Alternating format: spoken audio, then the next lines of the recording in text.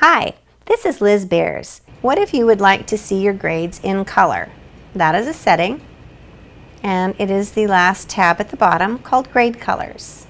Each grade used in your grading legend can be assigned a color, and I randomly assigned, starting at the bottom, a Z to be red, X to be orange, and so on. I just went up the chart to do that. You could do it differently. Z could be black, X could be gray, L could be red, and you just go up and make your changes the way you want them to be, and then don't forget to choose Apply. Now the grades in the gradebook will follow that color code, and I'll be able to see at a glance not just what their grade is, but also for grouping purposes. I might group them according to the colors I choose in the gradebook.